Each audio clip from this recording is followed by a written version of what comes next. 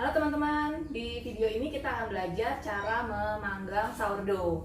Jadi sourdough umumnya dipanggang menggunakan Dutch oven. Kenapa begitu? Karena sourdough kan butuh dipanggang di suhu yang sangat tinggi, biasanya 250 derajat.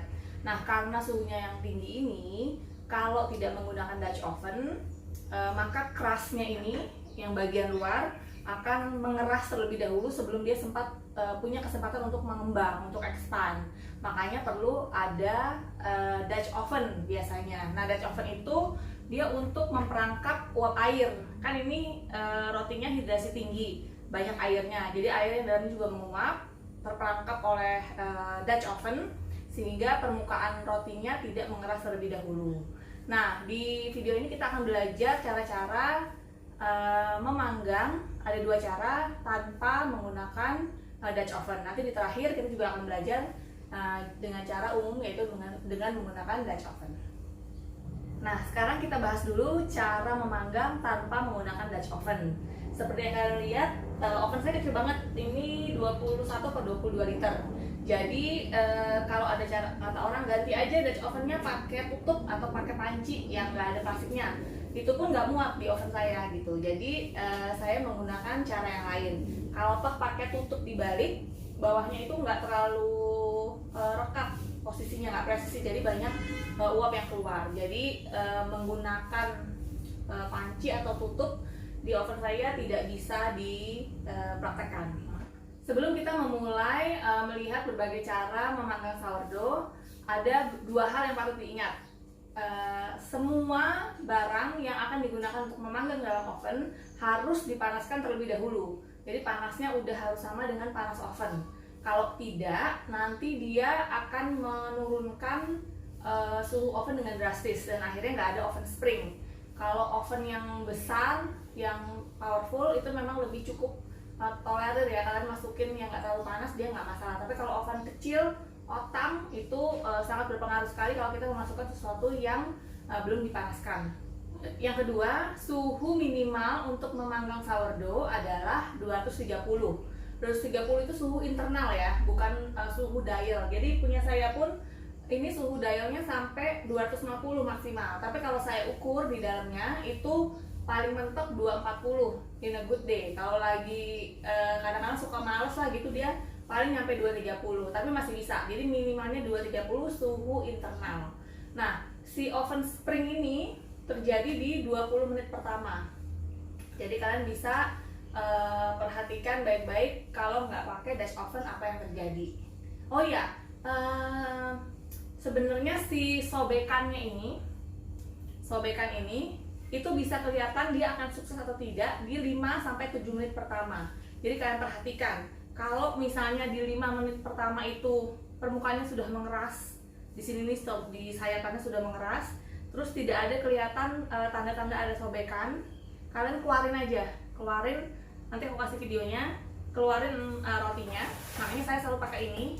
Kalau ini gampang di slide keluar masuk, lebih cepat, tidak menurunkan suhu oven drastis gitu. Jadi dikeluarin, buat sayatan lagi di sini, masukin lagi. Itu nanti dia akan bantu lebih naik lagi. Jadi dia nggak tertahan sama kulitnya yang mengeras ini.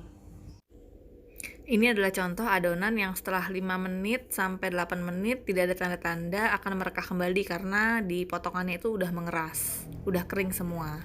Yang bisa kita lakukan adalah mengeluarkannya dan memotong ulang kembali. Dalam melakukan pemotongan ulang ini harus dilakukan di bawah 10 menit ya. Jadi waktu timernya masih di bawah 10 menit. Kalau lewat dari itu biasanya dia udah nggak kuat naik, akan tetap seperti itu aja. Jadi kita keluarkan, kita potong kembali. Terus kita masukkan lagi, tutup ovennya, lanjutkan prosesnya. Dalam waktu beberapa saat nanti kelihatan dia akan merekah kembali seperti ini. Hasilnya memang nggak ideal ya, jadi ada kayak 2 potongan. Tapi daripada nggak mengembang dengan baik, lebih baik dilakukan. Oke, kita mulai bahas cara-cara memanggang sourdough. Kita bahas yang tidak pakai Dutch oven dulu ya, ada 2. Yang pertama, kita memanggang menggunakan wadah yang akan diisi air panas, lalu nanti kita akan cipratkan air ke dinding oven.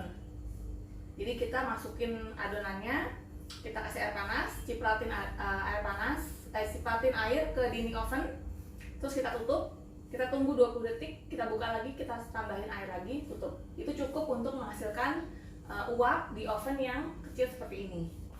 Panaskan dulu oven dan tray untuk menampung airnya selama minimal 45 menit di 250 derajat.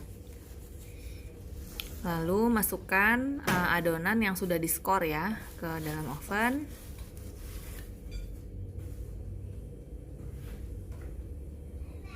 Tuang air panasnya.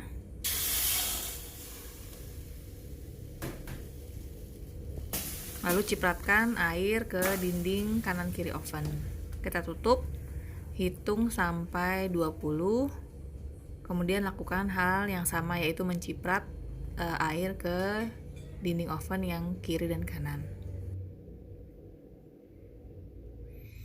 Setelah itu kita lanjutkan 20 menit di 250 ya masih. Setelah 20 menit roti sudah mengembang sempurna, kita tinggal mematangkan rotinya. Jadi yang pertama kita lakukan adalah mengeluarkan wadah berisi airnya.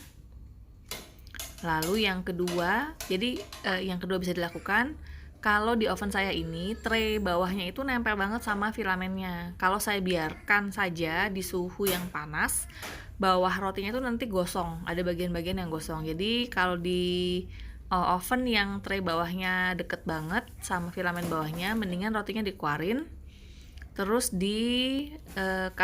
dinaikkan posisinya. Kalau di tempat saya ya jaring, dipasang nih tray jari-jarinya, terus rotinya saya pindahkan ke posisi yang lebih tinggi, nggak nempel di tray yang bawah. Lalu lanjutkan proses pemanggangannya.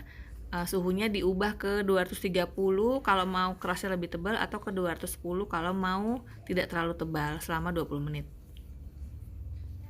Itu. Cara kedua adalah kita menguaskan air ke permukaan rotinya. Jadi kita sebelum masukin, kita kuasin air di permukaannya, kita masukin, kita cipratin air lagi ke sisi oven 2 kali, sama seperti yang sebelumnya.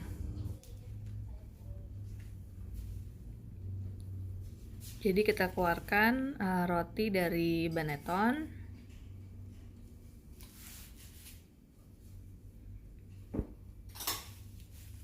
Setelah itu bisa diskor baru dikuas. Ini bisa dua cara ya. Bisa diskor dulu lalu dikuas, atau kalau mau dikuas dulu baru diskor juga bisa. Ini tergantung kitanya sih. Saya sih lebih seneng diskor dulu baru dikuas, karena kadang-kadang kalau dia udah basah lebih lengket kalau mau scoringnya gitu. Jadi kalau saya diskoring dulu baru saya kuas. Tapi hati-hati ketika mengkuas ini, airnya jangan banyak masuk ke sayatannya ya, takutnya bikin adonannya berat. Nanti di bagian itunya kadang-kadang suka agak keras.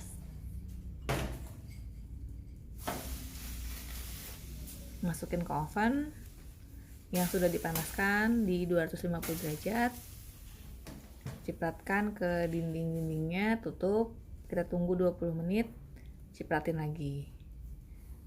Nah, sama seperti yang cara pertama, kalau tray kalian itu deket banget sama filamen, maka nanti di 20 menit kedua harus diangkat rotinya, dipindahkan ke yang lebih tinggi. Atau kalau mau dibiarkan ya tidak apa-apa di situ, tinggal dirubah suhunya aja ke 230 atau 210. Nah, kalau teman-teman tidak memiliki kuas, bisa pakai sikat gigi bekas. Jadi kita cari sesuatu yang bisa menahan air sebanyak ini, menyimpan air sebanyak ini. Pakai sikat gigi bekas juga bisa. Jadi angkat gitu, diciprat-cipratin, itu bisa menghasilkan air sebanyak pakai kuas gitu. Kan suka lihat kalau di luar dia pakai spray. Saya udah coba pakai spray, itu nggak terlalu banyak hasil airnya, karena kan kecil banget sprayan itu. Jadi kalau mau hasilnya airnya banyak, lama banget mesti buka si oven ini, akhirnya drop lagi suhunya. Kalau mau pakai spray yang buat tanaman yang ada pompanya, itu dia high pressure, jadi kalau keluar dia langsung banyak jumlah airnya gitu. Jadi kalau menurut saya paling gampang sebenarnya pakai kuas atau sikat gigi. Ya, dengan dua metode ini yang tanpa Dutch oven, posisi scoring kalian sangat penting. Jadi kalau lihat di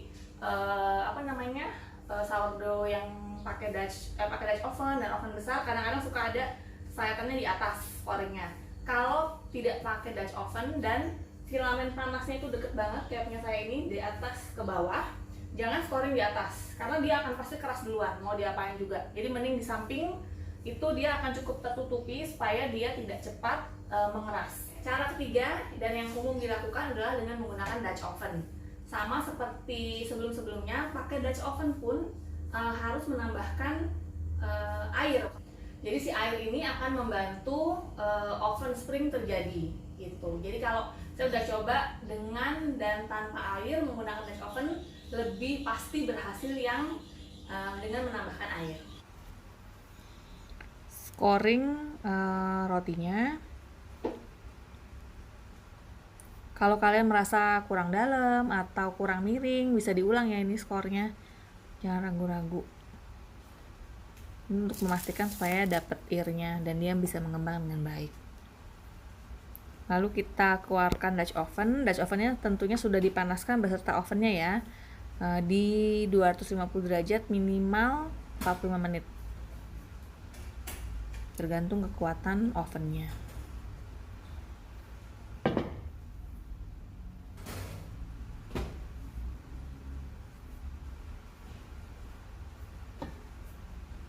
Ya, buka tutupnya, masukkan adonannya, hati-hati sekali ya, ini panas banget Dutch ovennya. Lalu seperti biasa cipratkan air lagi ke pinggir-pinggir Dutch ovennya, di dalam ya, bagian dalamnya. Jadi kita memastikan emang steamnya cukup di dalam untuk nggak membiarkan adonannya keras duluan.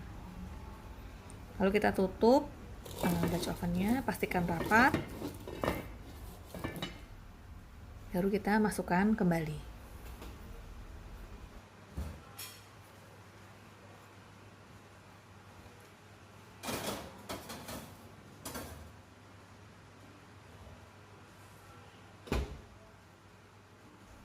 Setelah 20 menit, silahkan buka tutup Dutch ovennya. Kalau saya karena slider ovennya ini agak goyang, jadi saya nggak berani narik lebih jauh karena Dutch ovennya berat banget. Jadi mau nggak mau saya keluarin Dutch ovennya, buka tutupnya, baru masukin kembali. Jangan lupa set timernya, set suhunya jadi 230 atau 210.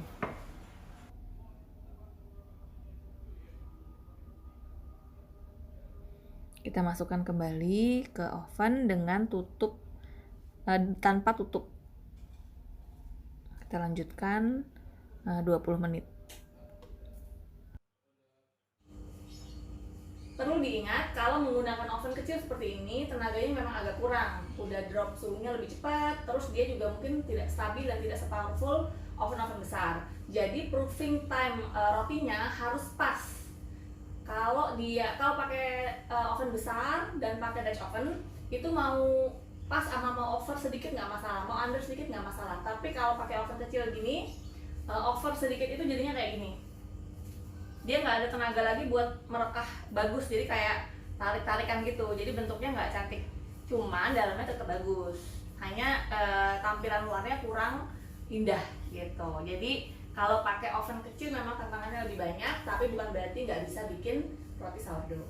Oh ya, saya mau ngebahas tentang parchment paper. Jadi kalau mau masukin ke oven pakai kardus seperti ini di slide, itu harus dialasi sama kertas roti kan. Kalau nggak pakai kertas roti, sourdough itu nempel di sini karena dia basah adonannya. Jadi bagusnya memang pakai ini parchment paper yang bisa dipakai berulang-ulang dari silikon. Jadi dia bisa slide seperti itu, nggak nempel, atau pakai parchment paper atau kertas roti yang umum. Nah tapi hati-hati ya teman-teman, ada dua jenis. Ini yang kayak kertas biasa kalau dipegang, karena sourdough itu basah adonannya dan suhu ovennya juga panas banget. Ini umumnya akan nempel di dasarnya roti biasanya. Walaupun udah dikepungin banyak, udah diminyakin, tetap nempel. Dan dia kalau udah selesai dipakai, itu ditarik gini dia akan pecah karena suhunya nggak kuat, suhu tinggi. Tapi kalau yang seperti ini dia kayak ada lapisan slicknya gitu deh. Kalau misalnya ada air nempel, air itu bentuknya nggak flat, air itu bentuknya kayak bola-bola gitu. Jadi memang ada lapisan yang menahan si air itu nggak masuk gitu. Nah kalau ini itu dia nggak akan nempel. Jadi kalau teman-teman yang pakai Dutch oven itu kan nggak bisa tidak nggak pakai tepung, nggak pakai kertas roti. Jadi saya sarankan beli kertas roti yang seperti ini yang memang anti lengket, atau lebih bagus lagi pakai seperti ini.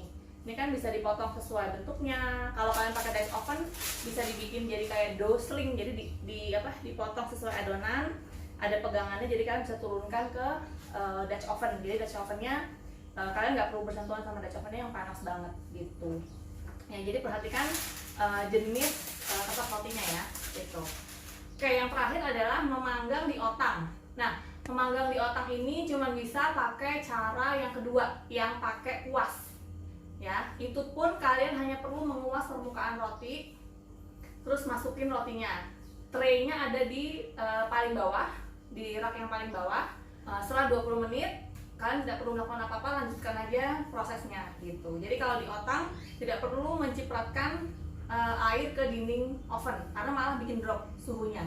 Dan terus dia kan nggak ada suhu atas, nggak ada filamen atas. Jadi dengan mengkuas aja itu udah cukup bikin rotinya merekah dan tidak menurunkan suhu yang signifikan. Pakai inian ya, pakai slider. Karena kalau ditutup, diangkat, dikeluarin itu lama banget, jadinya malah bikin suhunya drop banget. Oh iya, satu tips lagi, ada yang ketinggalan. Jadi kalau di oven saya, kalau saya scoringnya hadap ke sebelah sana yang ada lampunya, itu biasanya dia nggak bisa naik, kurang sempurna naiknya, nggak kuat. Tapi kalau hadap ke sebelah kanan saya, itu dia bisa naik dengan sempurna karena mungkin lebih panas, dugaan saya, karena kan sebelah kiri itu termakan sama space sama lampu. Kalau sedangkan sebelah sini semuanya metal, jadi kayaknya lebih panas. Jadi di oven kalian mungkin akan berbeda juga hasilnya. Jadi jangan putus asa, catat segala macam yang kalian lakukan dan hasilnya, coba lagi, kenali oven kita masing-masing. Selamat mencoba teman-teman.